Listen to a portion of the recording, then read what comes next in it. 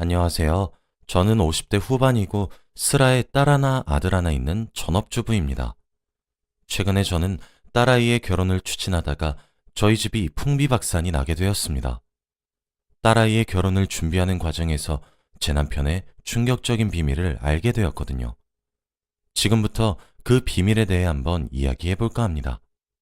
저희 딸은 엄마인 제가 봐도 참 이기적인 면이 많은 아이예요.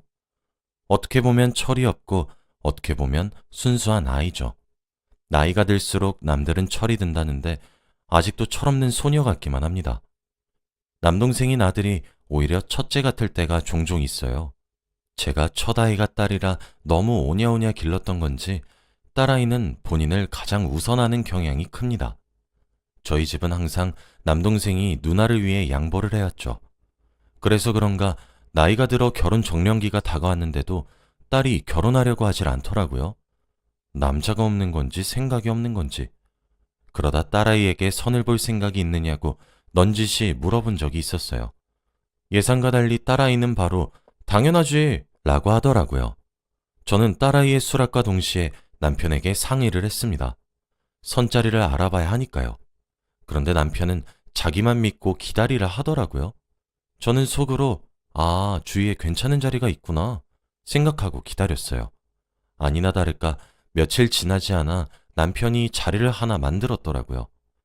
그렇게 대망의 선을 보는 당일이 되었고 저는 딸이 이제 정말 결혼해서 독립하기를 간절히 바라는 마음으로 성공을 빌었습니다. 그런데 집으로 돌아온 딸아이에게 이것저것 캐물어보니 영 내켜하지 않아 하는 것 같더라고요. 그래서 제가 마음에 안 들어? 라고 물어봤어요. 그랬더니 딸은 아니 그냥 그저 그런 것 같아서 라고만 대답을 했습니다.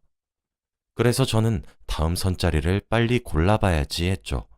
그런데 남편이 반대를 하더라고요.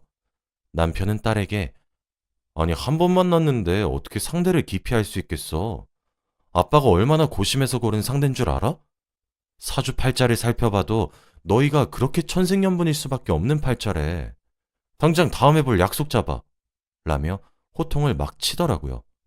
저는 아니 여보 왜 그리 흥분해요. 그저 그렇다는데 다른 사람 만나보면 되는 거지. 라고 말렸더니 남편은 아니 글쎄 우리 진주는 그 남자랑 이어져야 평생 행복할 팔자라니까 그러네. 당신도 진주에게 헛바람 넣지 말고 조용히 있어. 라면서 과하게 흥분을 하는 겁니다. 저는 한숨을 내쉬면서 딸의 방을 나갔어요. 그런데 딸은 그 뒤로도 상대 남자와 몇 번의 만남을 더 가지는 것 같아 보였는데도 점점 마음이 뜨는 게 보이더라고요.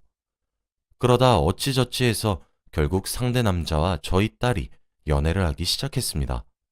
사실 딸이 시큰둥한 게 제 눈에도 보이고 상대 남자에게도 분명 보일 텐데 연애를 한다고 하니 저로서는 조금 의아하더군요.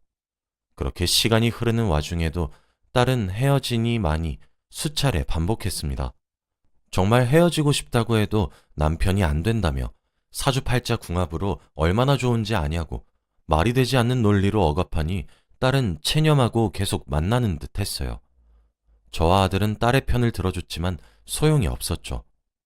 사실 딸이 정말 울고불고 난리를 치면서 헤어지고 싶다고 소리를 지르는데 왜 만나야 되는 건지 저조차 이해가 안 가더라고요.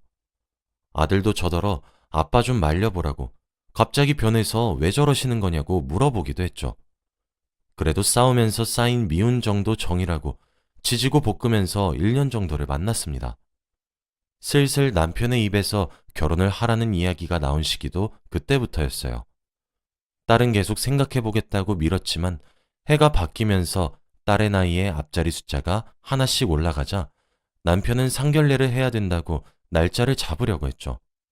그런데 마침 결혼을 서둘렀던 건 우리 남편뿐만 아니었던 모양입니다. 남자 쪽의 집안에서도 빨리 상견례를 해서 결혼에 대해 상의하자고 얘기를 전하더라고요. 시간이 흘러 결국 상견례라는 날이 되었습니다. 상대 남자 측에서 장소를 정했어요. 일식 코스 전문점으로 장소를 정했죠. 막상 상대 남자 측 가족을 보니 남자의 아버지도 참 점잖으신 것 같고 어머니도 정말 괜찮아 보이더라고요. 저희가 상견례를 했었던 계절이 바로 가을이었는데 코스 요리 중에서 계절에 맞는 음식이 올라오는데 전어구이가 올라왔었습니다. 그런데 그때 예비 안사돈께서 저희 남편 보고 사돈, 전어구이 좋아하시는데 한번 드셔보세요. 이 집이 정말 요리를 잘한답니다. 라고 하는 거예요. 저희 남편이 진짜 전어 킬러거든요. 가을이 되면 전어 씨가 마를 정도로 전어를 무척 좋아해요.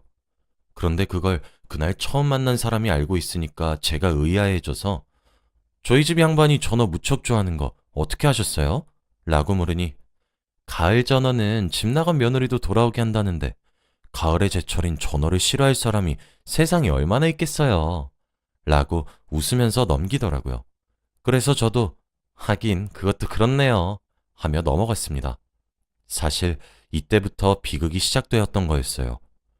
차근차근 딸아이의 결혼 준비를 시작하면서 점점 남편에게서 수상한 움직임이 포착되기 시작했습니다.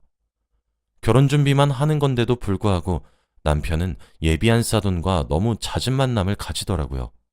그리고 딸과 예비 사이가 직접 준비해야 되는 일들을 둘이 나서서 빠르게 정해주려고 했습니다. 정작 결혼할 당사자들은 미적대고 있는데 말이죠. 상견례 때 너무 성급히 결혼 준비를 하고 싶지 않다는 제 말에 동의하지 않은 사람도 그 자리에서 제 남편과 예비 안사돈 딱 둘뿐이었어요. 상대 집안에서도 예비 사위의 엄마만 결혼을 밀어붙이는 모양이더라고요. 그러던 어느 날 예비 바깥 사돈으로부터 연락이 한 통 왔습니다. 기니 할 이야기가 있으니 남편에게 말하지 말고 나와줬으면 한다는 내용이었죠. 좀 꺼림칙하더라고요. 제가 왜 그러냐고 물어보니까 일단 저만 먼저 알고 있어야 될 이야기 같다고 답장이 오기에 일단 알겠다고 말을 한 뒤 약속 장소에 나갔습니다. 그런데 저는 그 자리에서 너무 커다란 충격을 받아 한동안 헤어나오지 못했어요. 돌처럼 굳어 우두커니 의자에 수십 분을 앉아 있었죠. 예비 바깥사돈 입에서 나온 충격적인 이야기는 바로 제 남편과 예비 안사돈이 불륜관계로 보인다는 이야기였습니다. 저는 너무 굳어 대답조차 제대로 못하고 멍하니 있었어요. 처음엔 부정했고 그러고 화도 났다가 어이가 없어서 실소가 다 나왔죠. 저의 그런 감정의 변화를 저보다 한 차례 먼저 겪으셨던 건지 제가 감정을 추스르고 진정하기를 기다려 주시더군요. 저는 어떻게 알았나요? 라고 물어보았어요. 그랬더니 남편분께서 요즘 외출이 잦으시지 않으세요? 그거 다 제 아내를 만나는 외출입니다. 전부 다요. 라고 하더라고요. 저는 저 진짜 너무 어이가 없고 기가 막혀서 믿기지 않는 거 잘 알고 계시죠? 증거라도 있으셔서 그렇게 확신하시는 거예요? 아니면 증거도 없이 추측으로만 이렇게 말씀하시는 거예요? 라고 쏘아붙이듯 물어봤어요. 그랬더니 자켓 안쪽에서 사진을 여러 장 꺼내 제게 펼쳐 놓더라고요. 일단 이거 보시고 말씀하세요.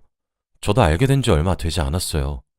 하루는 제가 거실에서 TV 보며 과일을 먹고 있는데 옆에 놓여있던 제 아내의 휴대폰으로 전화가 한 통 오더라고요. 그런데 걸려오는 전화번호가 등록된 이름이 멋쟁이 하트로 저장이 되어 있었습니다. 몇 분 뒤 아내가 거실로 나와서 휴대폰을 들고 돌아가는 걸 보고 소파에 누워 아무렇지 않게 여보 아까 전화 오더라? 라고 말하면서 누구한테 온 거냐고 넌지시 물어봤어요. 그런데 아내 입에서 나온 상대방이 바로 사돈댁 남편분이었고요. 저도 믿기지 않았어요. 저는 설마 하는 심정으로 아니겠지 하면서 심부름센터에 돈 주고 의뢰했어요. 제 아내가 바람 피고 있는 것 같으니까 뒤를 좀 밟아서 증거를 만들어서 가져와 달라고. 지금 제가 보여드린 이 모든 사진들 고작 사흘 만에 다 찍힌 거예요. 제가 기간을 한 달로 잡아서 부탁을 했는데도 불구하고 고작 사흘 만에 수백 장을 찍어다 줬다 이 말입니다. 그럴 수밖에 없죠. 매일매일 눈만 떴다 하면 만나서 둘이 붙어 먹으니 많이 찍힐 수밖에요. 아직 제 아내도 제가 알고 있다는 사실을 몰라요. 라고 하는데 정말 머리가 멍하더라고요. 너무 충격적이었죠. 어디서부터 어떻게 고쳐야 할지도 감이 안 잡혔어요. 근데 제 충격은 거기서 끝나지 않았습니다. 그리고 진짜 더 충격적인 사실이 뭔지 아십니까? 이 두 사람의 불륜으로 인해서 제 아들과 그쪽 딸이 결혼하게 된 거였다고요. 라는 말에 저는 아니 그게 무슨 뚱딴지 같은 소리예요. 라고 했죠. 이야기를 들어보았더니 글쎄 정말 미친 것 같더라고요. 두 사람은 사실 불륜 관계를 3년이나 이어왔던 거였어요. 그런데 불륜을 저지르던 사이이다 보니 혹시 아는 사람을 만나게 될까 싶어 숨어서 만났대요.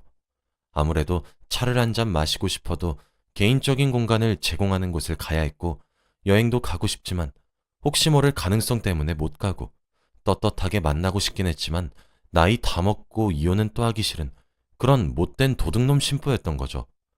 그러다가 제가 딸아이에게 선을 주선하겠단 말을 듣고는 상대쪽 외동아들과 우리 딸을 결혼시켜서 사돈 관계를 유지하면서 불륜을 저지르자고 제안을 했는데 예비 안사돈이었던 그 여자도 좋다고 오케이를 했던 거였어요. 그래서 하루빨리 사돈이 되어 당당하게 연애를 하고 싶어서 결혼을 서둘러 진행을 시켰던 거였습니다. 만일 둘이서 오픈되고 개방적인 공간에 가서 아는 사람들을 만나서 누구냐는 질문을 받아도 사돈댁이라 말을 할 수 있게 말이죠. 제 딸의 예비 시아버지가 될 수도 있었던 분은 제게 저는 조용히 증거 모아서 이혼 소송하려고 해요. 물론 제 아들에게도 모든 사실을 알리는 것도 당연하다고 생각하고 있습니다.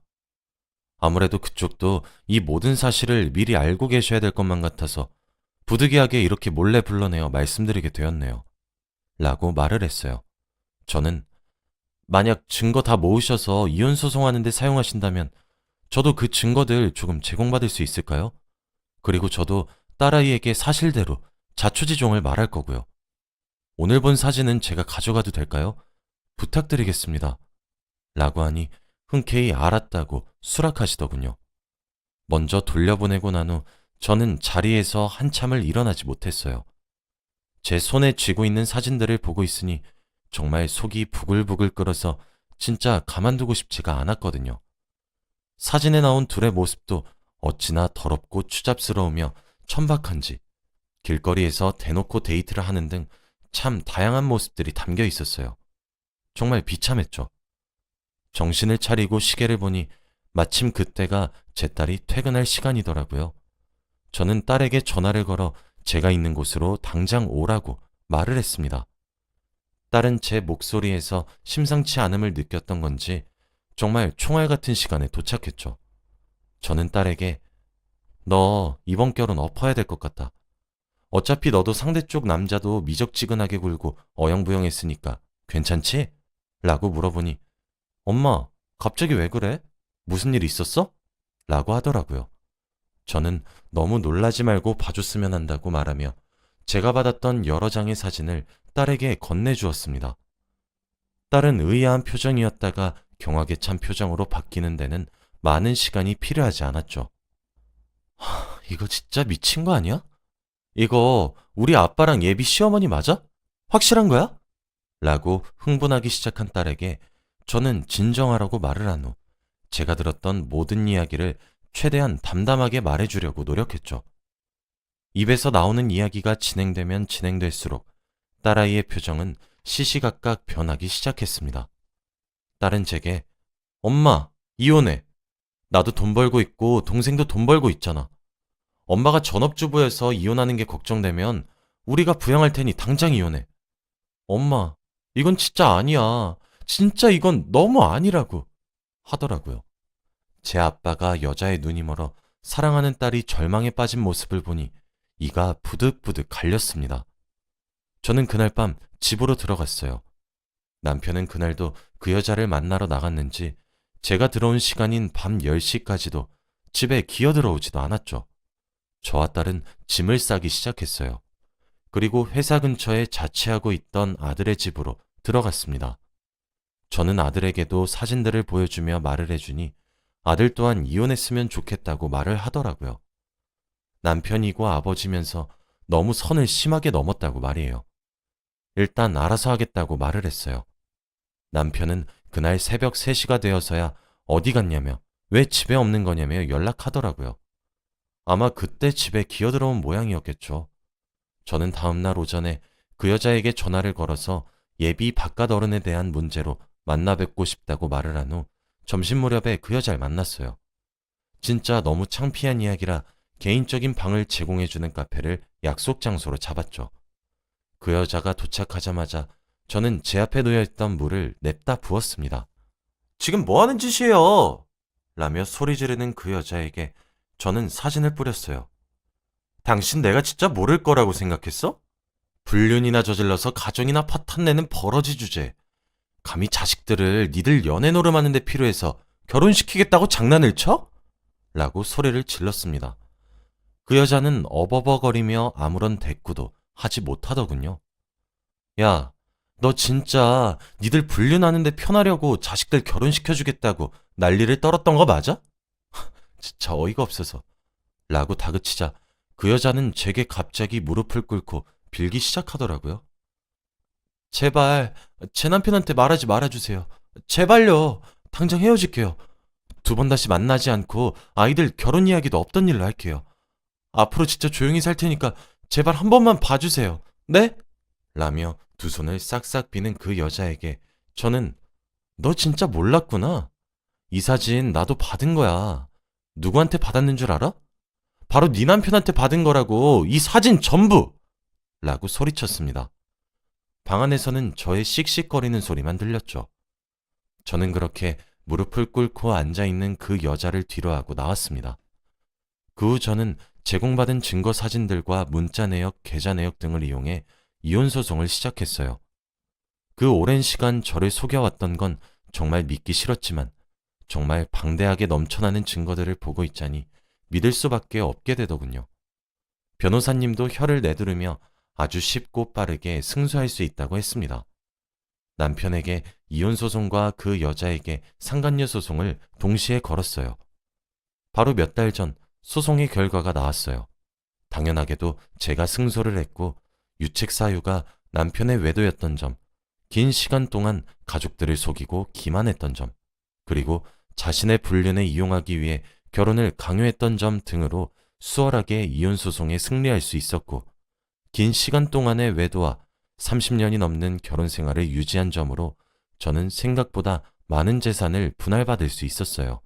남편은 잘못했다고, 후회한다고 법정에서도 울부짖었으나 저는 냉정하게 외면했습니다.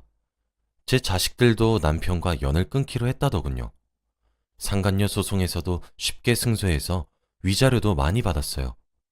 그리고 제 이혼 소송과 상대 측 이혼 소송이 거의 동시에 진행이 되어서 그 둘은 한 번에 많은 것을 잃게 되었죠. 말년에 혼자 외롭게 살길 바라는 제 마음이 하늘에 닿았는지도 모르겠어요. 저는 분할받은 재산과 위자료로 새로운 아파트를 구입해서 지금 딸과 아들과 저 이렇게 셋이서 열심히 살고 있습니다. 제 예비 사위가 될 뻔했던 아이와도 좋게 인연을 끝맺었죠. 사실 지금도 배신당했던 충격이 채 가시지 않아 마음이 너무 아프고 힘이 들지만 엄마 마음을 풀어주려고 노력하는 자식들을 보고 있자니 다시 기운이 납니다. 만일 제 딸의 시아버지가 되었을지도 모르는 사람에게 진실을 듣지 않았다면 어떻게 일이 진행이 되었을지 모르겠어요. 아마 그쪽의 이혼 소송도 저와 별반 다르지 않았겠죠. 오늘도 스트레스로 살이 많이 빠진 딸의 모습을 보니 마음이 참 싱숭생숭해서 이렇게 글을 써봅니다. 여러분들의 가정에는 이런 일이 없이 평안한 일만 가득하시길 바라는 마음으로 글을 마칩니다. 읽어주셔서 감사합니다.